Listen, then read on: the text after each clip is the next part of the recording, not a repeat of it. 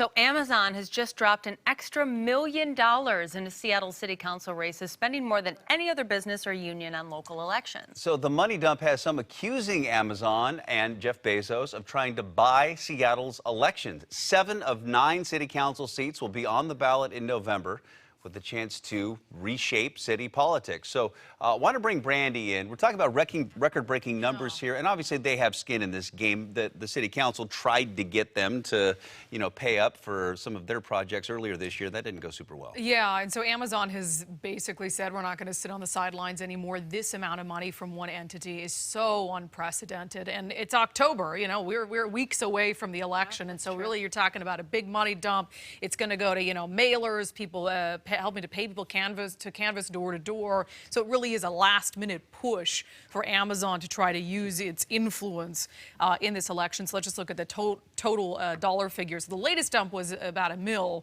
but that brings Amazon's total contributions for this election cycle in Seattle to $1.45 million. That money is going, by the way, to a political action committee that has ties to the Seattle Chamber of Commerce. So really what they're talking about is pushing to elect candidates who are going to be business friendly. So this is the statement from a spokesperson for Amazon. We are contributing to this election because we care deeply about the future of Seattle.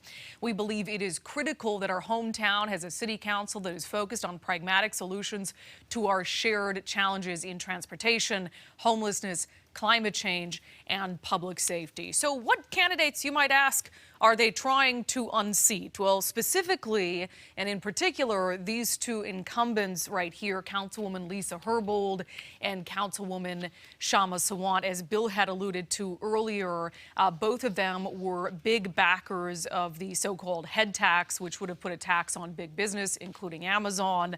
Amazon did not like that, obviously. The city council passed that head tax, but eventually repealed it because of the amount of backlash. So Councilwoman Sawant, her campaign releasing a statement, and this might actually, work to her benefit in some way. She's very anti-big business. It motivates her voters. Her campaign saying on Twitter, "We're not surprised the Seattle Times endorsed our corporate-backed opponent." This isn't the tweet I was looking for, but she had sent out a tweet basically saying that we don't want to allow big money like Amazon to. You can come away from that. That's not the tweet I was looking for. To buy the election, and that's the accusation here, is that they're trying to buy the election. I might add that Sawant's opponent, Egan Orion, who is the candidate backed by the Chamber of Commerce, he has actually put out a statement saying he also thinks that the amount of money that's pouring into this race and this election cycle in Seattle in general is a distraction from some of the things that they're trying to talk about on the campaign. Well, because I feel like Seattle voters are civically minded. They're involved in the issues. So I do wonder if any of this money really makes a difference. I mean, are these incumbents in real jeopardy, or is it going to be about the issue? Yeah, Sawant more so than Herbold. Okay. So Herbold got just over 50% in the primary election. As an incumbent, you probably want to be higher. I'm not saying she's out of the woods, but Sawant got just under 37% in the primary election. So her seat is very much so in jeopardy. And so when you're talking about that kind of money coming in from Amazon, $1.45 million in total so far, that has a potential to shift a race that is that close and has a potential to unseat an incumbent.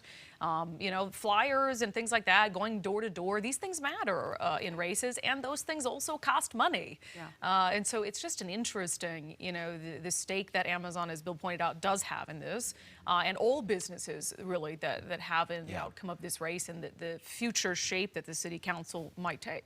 And how long they're willing to hang out in Seattle if they don't get the support, I guess, that they desire from the local municipality. Yeah, long term, it's always something to consider. Yep. Okay, Brandy, thanks. Oh boy, this is fun. So the Seattle Mariners